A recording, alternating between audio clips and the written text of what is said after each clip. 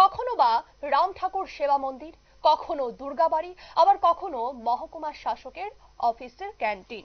প্রতিনিয়ত নেশাখোরদের দৌড়াতে অতিষ্ঠ সোনামুড়াবাসী। নেশার খোরাক জোগাতে প্রতি রাতেই হানা দিচ্ছে বাড়িঘরের পাশাপাশি শহরের প্রাণকেন্দ্রের মন্দিরগুলিতে।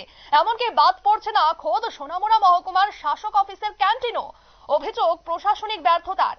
ঘটনার বিবরণে প্রকাশ, গতকাল রাতে সোনামুড়া ঐতিহ্যবাহী দুর্গাবাড়ি প্রণামী বাক্সে থাবা বসালো নিশি কুটুমরা।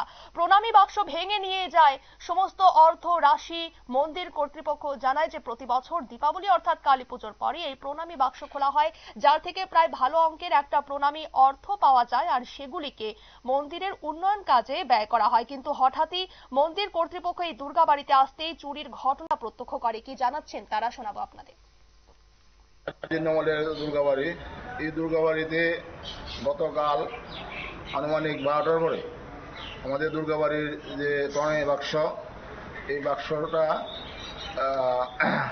সম্ভবত নেশাখোর যারা তারই এটা বাক্সটা তালা ভেঙে এটা আনুমানিক প্রায় 40 থেকে 50 হাজার টাকা হবে, এটা নিয়ে চলে যায়। আজ সকালে আমাদের এই দুর্গাবাড়ির একজন কর্মকর্তা দুর্গা মা মণ্ডপে এসে দেখে যে প্রণামী বাক্স ভাঙা। তখন এলাকার লোকজনকে জানানো হয়, আমিও আসি এবং আমি আজকে সেক্রেটারিও আসি, প্রেসিডেন্টও আসে।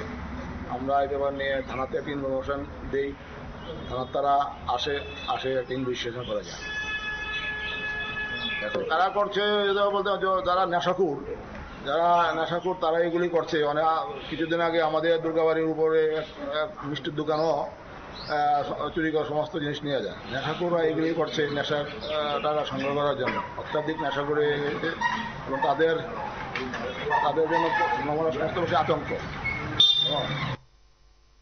আপনারা শুনলেন তাদের বক্তব্য। প্রতিনিয়ত এই ধরনের চুরিকাণ্ডের ঘটনায় রীতিমতো রাতের ঘুম কেড়ে নিয়েছে এলাকাবাসীর। একাংশের অভিমত, নেশার রমরমাতে এই ধরনের চুরিকাণ্ডের ঘটনা সংঘটিত হচ্ছে, আর যেটা বাগে আনতে পারছে না মহকুমা পুলিশ প্রশাসন। এই ধরনের ঘটনায় রীতিমতো প্রশাসনিক ব্যর্থতাকে দায়ী করছে সাধারণ মানুষ। দাবি উঠছে সঠিক নিরাপত্তা ব্যবস্থার। নিয়ে নিচ্ছে ছোট্ট একটি বিজ্ঞাপন বিরতি, সঙ্গে থাকুন।